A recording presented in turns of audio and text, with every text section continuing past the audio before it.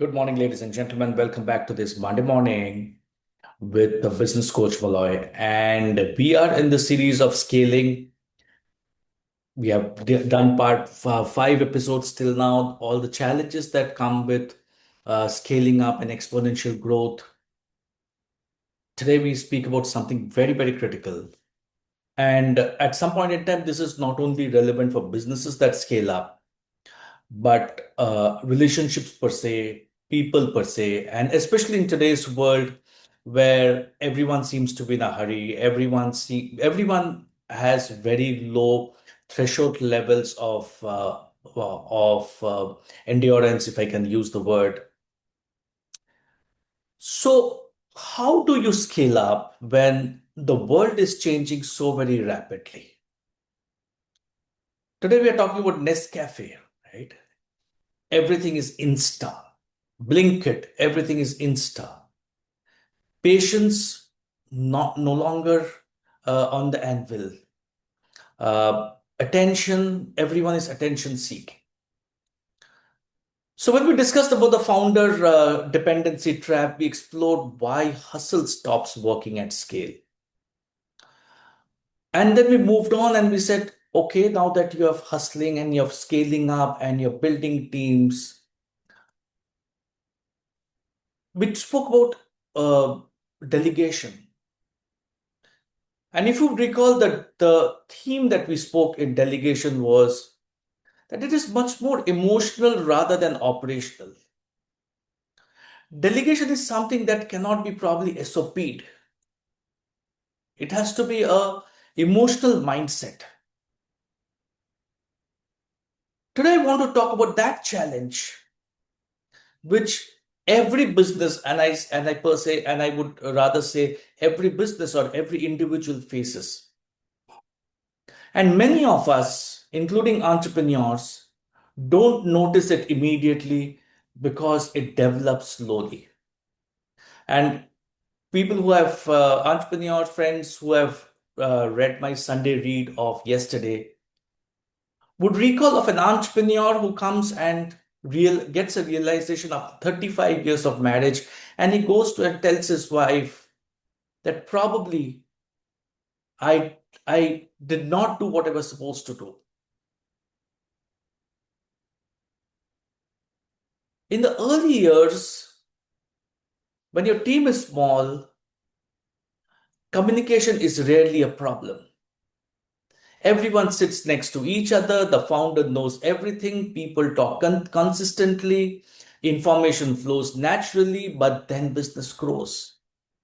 More people join, departments are created, locations increases, layers get added, and especially between an entrepreneur and the rest of the team, we suddenly see the need of a VP Ops or a CEO or a COO, and suddenly something changes.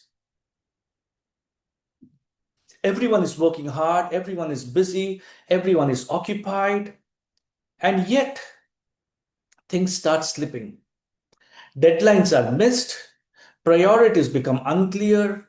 People say, I thought someone else was doing it. Nobody informed me. I was not aware. I thought the priority had changed. All these kind of statements start coming up. And some of these may sound very, very familiar to you. Because even when the offices become bigger and the teams become bigger and you're sitting next to each other, and because we have been told to systemize everything, we stop communicating. We believe that email, that WhatsApp, that text message sent out once resolves all communication challenges. And if you feel that these are sounding familiar to you, you're not alone. Because communication breakdown is one of the biggest and earliest signs that a business is entering a new stage of growth.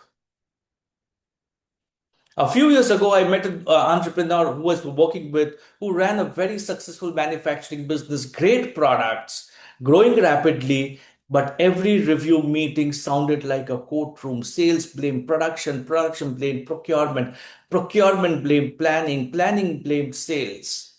And the entrepreneur looked exhausted till one day I asked him a simple question: how often does your leadership team sit together and discuss the business? He says, Moloy, every day. And I said, not issues, but business. And then he smiled and he said, almost never. The answer explained everything, because many businesses communicate continuously, but very few communicate meaningfully. And today, this is the first shift I want entrepreneurs to take. Communication is not the same as information. Sending an email is not communication. Sending a WhatsApp message is not a communication. Giving instructions is not a communication. Communication exists only when there is shared understanding.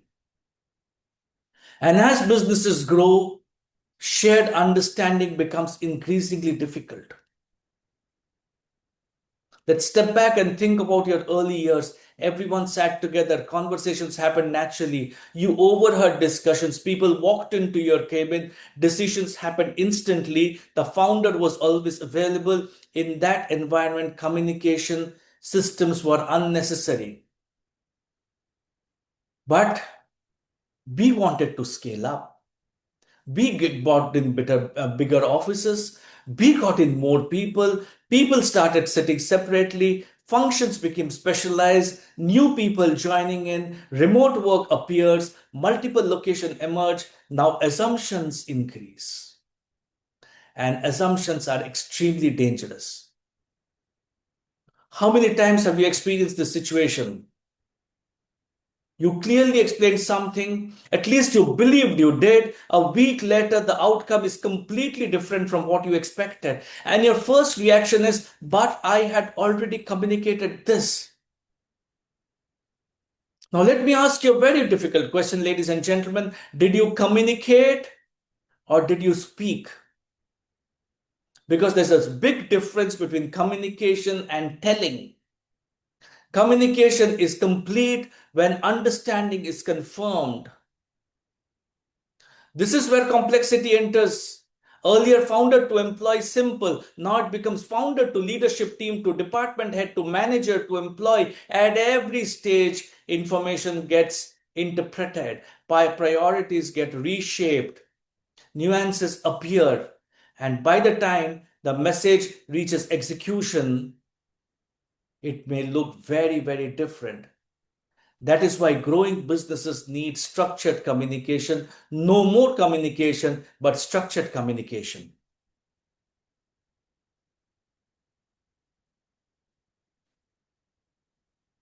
Because the biggest casualty of growth is alignment.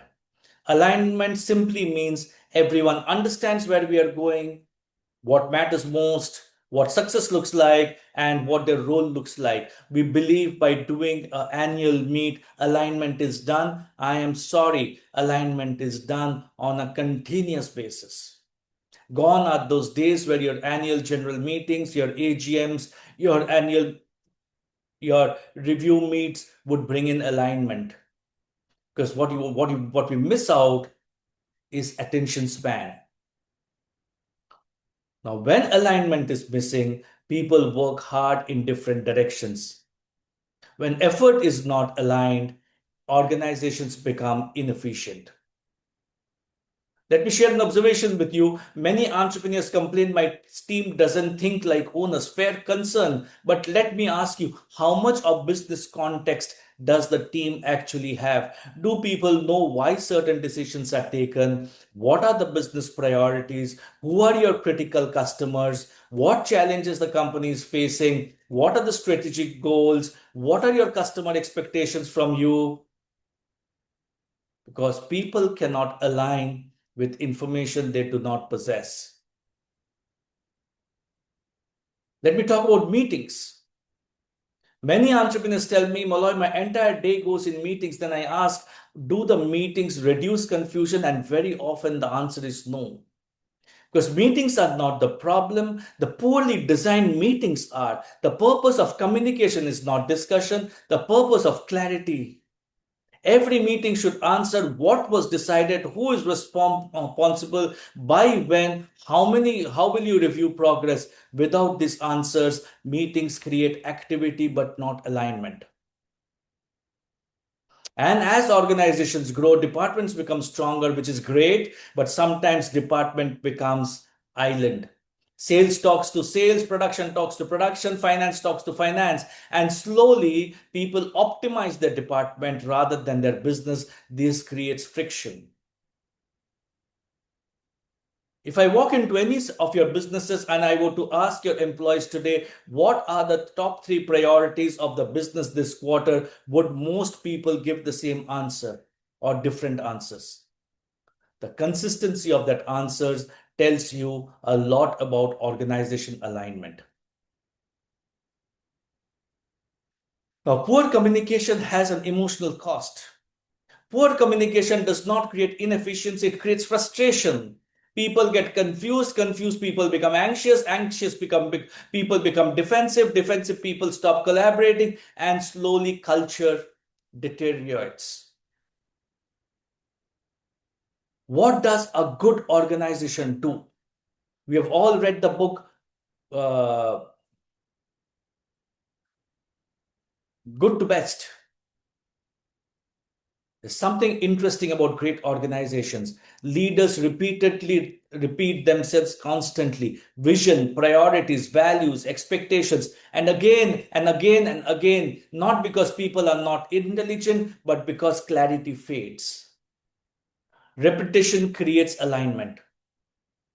In growing businesses, when you feel you have communicated enough, communicate just once more. Because entrepreneurs hear their own message every day, employees do not. So go out and repeat that one sentence again. Your employees may think you have gone bonkers, and so be it.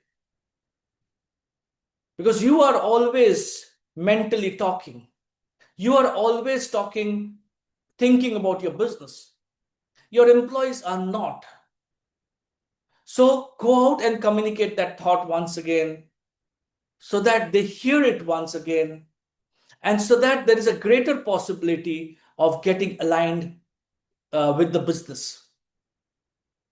As usual, I would want you to reflect for this week. First, where does confusion repeatedly occur in my business? Second, what information do people need but they may not be receiving? And third, are we communicating reactively or rhythmically? These answers will reveal a great deal. To repeat, where does confusion repeatedly occur in your business? What information do people need but are not receiving? And are you communicating reactively or rhythmically? What is your rhythm? Do you have a daily rhythm? Do you have a weekly rhythm? Do you have a monthly rhythm? Are your team hearing what you're hearing from your customers? Because if you do not pass on that communication, there's no way the team would get aligned to your business and to your customers. Look at this exercise and start working towards aligning your team as you communicate, because we don't have an option but to grow. Staying stagnant is not an option. Scaling is the option. And in that option, communication sometimes becomes the sacrificial lamb. Where do we go next? Building teams that can scale with you. Because businesses rarely outgrow opportunities, they often outgrow their teams. And one of the greatest challenges of scaling is ensuring that people who help build the business are also capable of growing with the business. And sometimes they may not. Somebody is good for a 10 crore business may not be good for a 100 crore business. So you need to start buildings that can scale up your business. This conversation that we're going to have is both practical and extremely emotional, because sometimes you have to take those hard calls. Final thought for today. Communication is not about talking more. It is creating shared understanding. And shared understanding is what allows growing businesses to move with speed, alignment, and trust. Without it, growth becomes noisy. And with it, growth becomes coordinated. Thank you so much for being with me on this Monday morning. Till next Monday, same place, same time. Have a great week. Take care of yourself, and God bless all of us.